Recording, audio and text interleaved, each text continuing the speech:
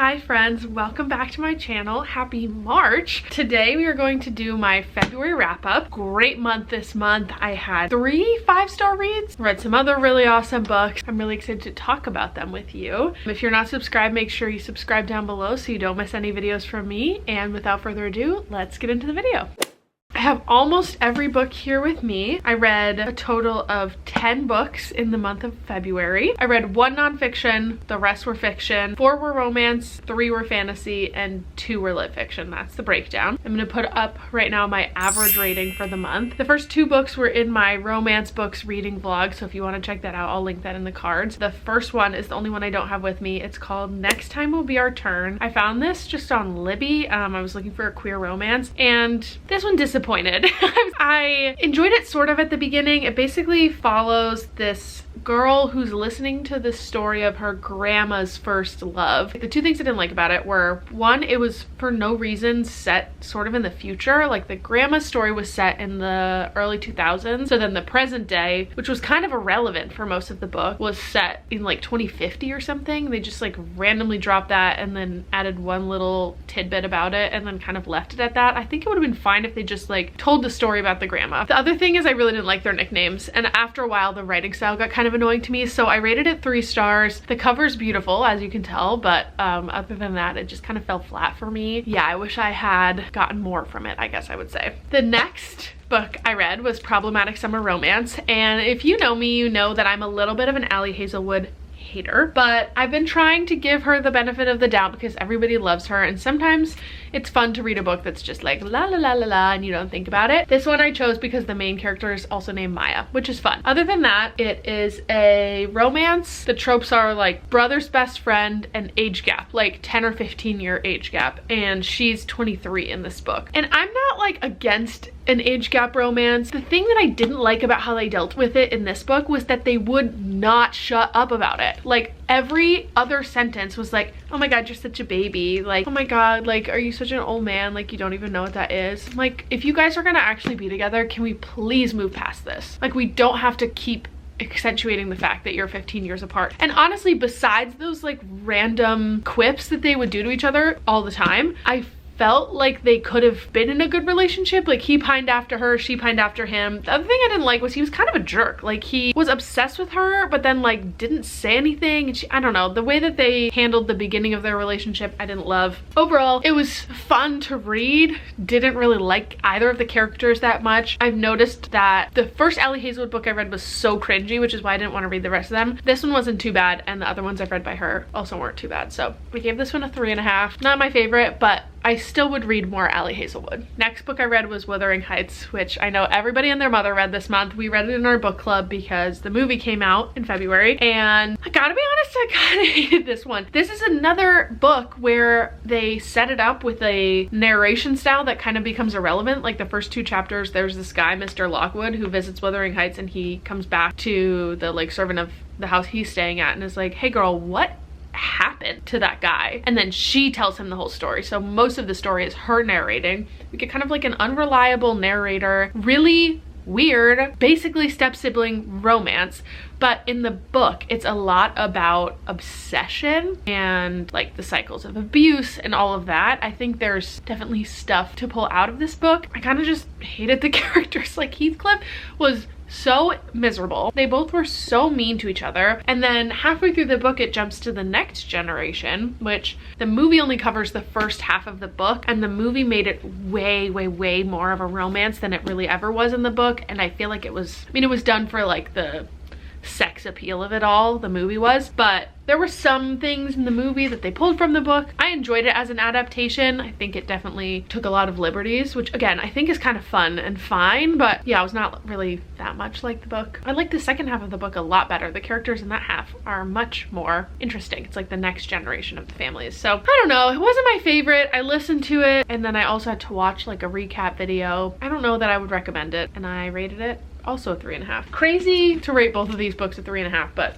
that's what I decided to do. Okay, next book I read was The Jasmine Throne. This one's kind of chunky. I listened to most of this. I feel like I could have paid more attention than I did. I enjoyed what I read. I think that the world that they created was really interesting. I liked the cultural elements in this. I feel like a lot of fantasy books are either like European or more like Chinese elements of history and culture, and this one was more Indian elements of culture and religion, and that was cool. I like when a fantasy world has like different influences than what you've typically read. But yeah, I feel like I had a hard time connecting with some of the characters. The main character, Priya, I liked her story a lot, and I definitely want to read the other 2 books in the series because I thought the writing was good. There was like a very, very, very light romance. I enjoyed it. There were a couple things where I was like, why are they making such a big deal about this one thing? Or they would like plop one random character in that I didn't love. But overall, enjoyable book. Rated it 4 stars. The next one was my first 5-star read of the month, which was The Correspondent, and I loved this book. It's a story about this woman who writes letters to everybody. Like, there are letters in here to Joan Didion, to her brother, to her best friend, to this kid that she keeps correspondence with,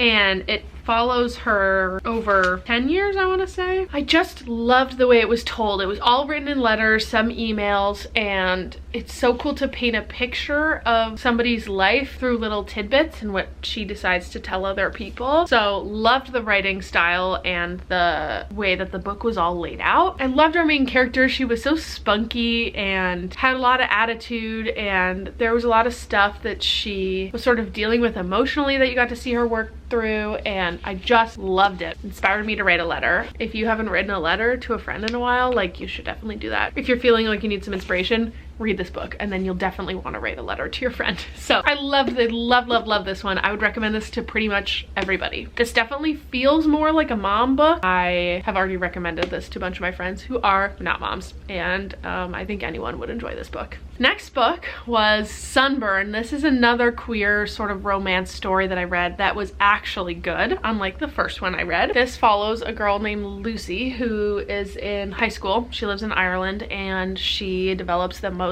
insane, massive crush on her best friend. The way that this was written was so like raw and visceral, like the way that it described the feeling of having a crush in high school, where like everything feels so heightened because that's like the most important stuff going on in your life at that time. That was done really, really well. I liked how messy it was. There was some stuff that started happening towards the end that I didn't love and I really didn't agree with, but sometimes it's fun to read about characters who do stuff that like you would never do. Like, I think you can still enjoy a book even if you're like really, really hating what the characters are choosing to do. But the writing was really good, and I feel like it really captured what it felt like to be a teenager. I feel like the writing was really authentic is the best way to put it for the character. It had a lot of really good voice, and yeah, I liked seeing how the relationship developed. Definitely worth reading. So shout out to the girl on Tinder that recommended me this book because it was a really, really, really good one. Anyway, I rated this one 4.75 because I didn't quite feel 5-star feelings, but honestly feel like I could maybe give this one 5 stars retroactively. It was the nonfiction book I read this month called With Her Own Hands. This is a book about the history of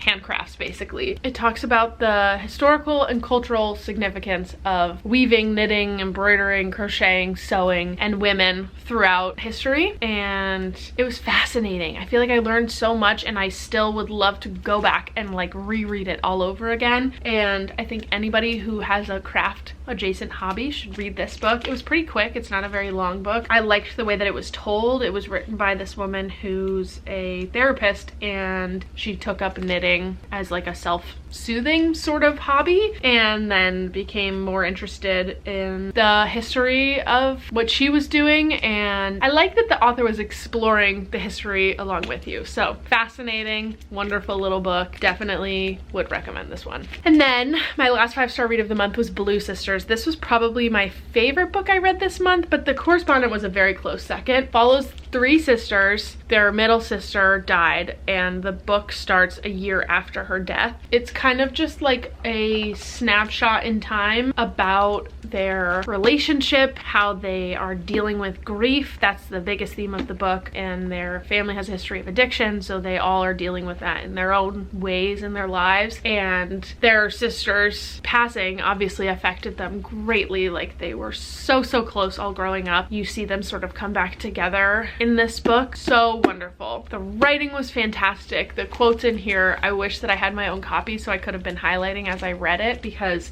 there's so much about being a sister in here that I really related to. There was some stuff about being the oldest that I also really connected with. There's obviously stuff that I didn't connect with, but I still feel like the author did a really great job bringing you to the emotions of that experience. And I liked that all of our characters were making kind of dumb choices. Like, I kept finding myself being like, oh my god, you should not be doing that. Like, why are you doing that? But again, like I said, it's fun to read about messy characters because people don't do the right things all the time. Like, people are messy. So I loved this one. Definitely check trigger warnings before you read this. There's some parts of it that are a little bit intense. It's definitely not a happy book, but it is a beautiful book, and I would definitely recommend this one. Then I read The Night Tiger.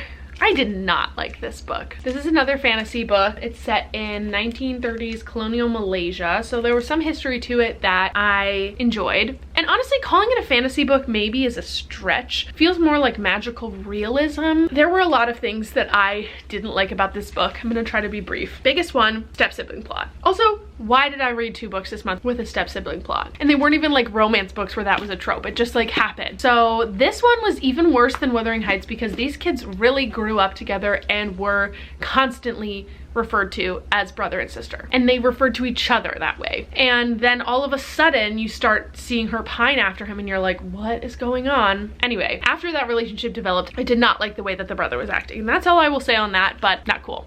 And they did not need to make them step siblings. They could have easily made them childhood friends and it would have been the same exact plot. Like, it would have worked just as well. I feel like there were some random characters in here that were kind of irrelevant and then all of a sudden became important at the end. The other major thing that I didn't like about this was it was told from 2 perspectives, Jilin and Ren. Jilin's chapters were in first person past tense. Ren's chapters were in third person present tense, but they were happening at the same time, on the same timeline. Like, there were chapters where they intersected, and that really bothered me. I really didn't like that. So I gave this one a 3.25. Honestly, could bring it down more than that. It had potential to be an interesting story because of the cultural significance going on and the folklore elements to it, but it did not deliver, unfortunately. So those are my thoughts on The Night Tiger. The last book I read was The Sisters Grimm. This is a book that I loved as a kid. I read this series twice, and they made an Apple TV show about it. I'm gonna have to go through and read some more of them. I feel like there are 10 books. This was one of the first fantasy series that I read. It was fun to reread. It wasn't the same